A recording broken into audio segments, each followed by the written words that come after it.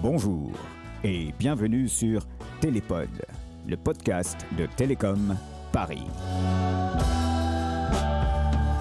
Bonjour à toutes et à tous, bienvenue dans la série de podcasts à la recherche de l'égalité des chances, et aujourd'hui nous parlerons du lien qu'il y a entre accessibilité des plus hauts postes et les grandes écoles. Nous recevons Steve Lédémé, néo-expert dans le domaine. La première question sera très simple, est-ce que sortir d'une grande école favorise nécessairement l'accessibilité aux grands postes ? Alors, pour commencer, nous pouvons remarquer que les grandes écoles sont l'un des moteurs les plus importants afin de pouvoir atteindre des postes importants dans les grandes entreprises et également dans les hauts postes de l'État. Chez les dirigeants du CAC 40, par exemple, seulement 12 ne sont pas issus de grandes écoles françaises. Nous pouvons cependant ajouter à cela 8 dirigeants qui viennent de grandes écoles étrangères. Cela signifie donc que uniquement 4 étudiants issus d'universités ont réussi à accéder à la direction d'une entreprise du CAC 40, ce qui fait relativement peu. Nous pouvons constater la même chose dans les hautes fonctions de l'État, avec environ 55% des postes tenus par des personnes issues de Polytechnique et de l'ENA, sous le quinquennat de Sarkozy, ce qui fait également peu pour les autres écoles et donc les autres grandes écoles. Donc on voit que les grandes écoles sont très représentées, que ce soit à la fois dans les hauts postes du CAC 40 ou alors au gouvernement. Est-ce qu'il est facile pour une personne lambda d'intégrer une grande école ? Alors, il est vrai que Polytechnique, depuis toujours, remplit la fonction de former l'élite des étudiants, qui est un symbole de réussite, scolaire notamment. Elle affiche des critères de sélection très durs. Une très faible minorité accède à cette école.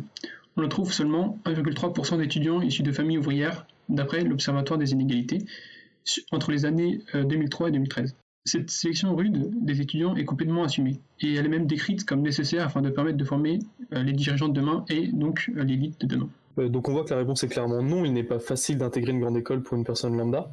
Mais est-ce qu'il y a des mesures qui sont prises justement afin d'ouvrir les portes au plus grand nombre ? Alors, certaines écoles comme Sciences Po, qui est une grande école française en politique, essayent de mettre en place des programmes spéciaux pour les enfants de quartiers défavorisés.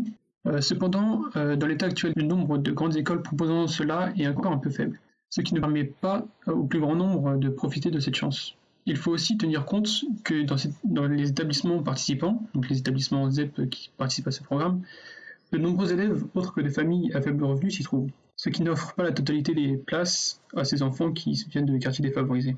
Récemment, l'État a voulu proposer une réforme des grandes écoles publiques en commençant par la suppression ou la modification de l'ENA et de l'École nationale de magistrature, qui sont jugées trop élitistes pour le plus grand nombre. Emmanuel Macron disait alors une sélection des jeunes en fonction uniquement de leur mérite et pas de leur origine sociale ou familiale.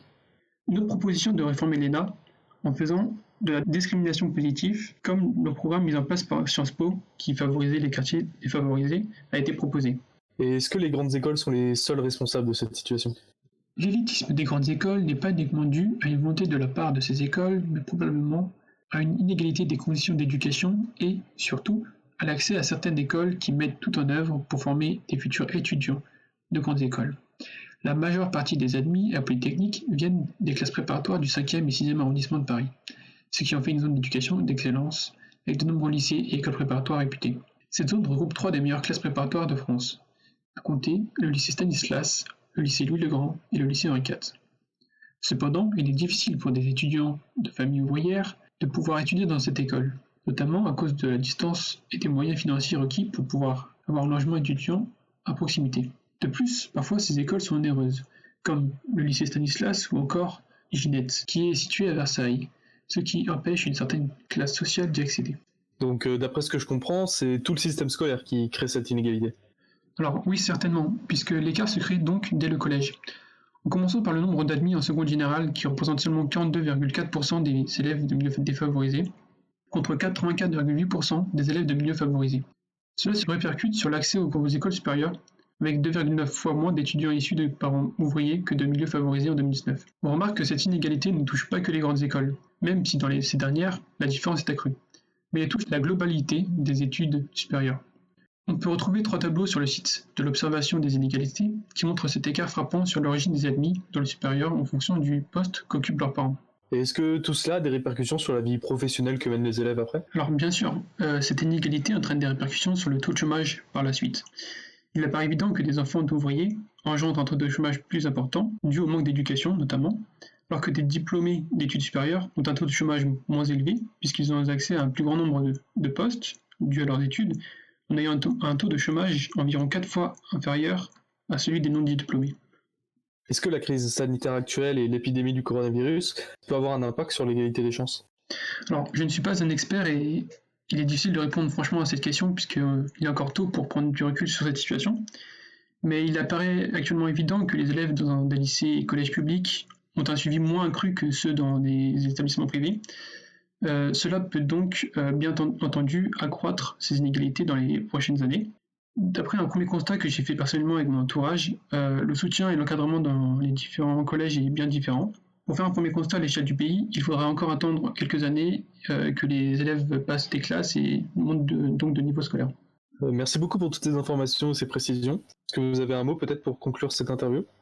Alors, au cœur du problème se trouve la nature élitiste du système éducatif dans tout son ensemble, avec sa hiérarchie si rigide qui trouve son aboutissement dans les grandes écoles.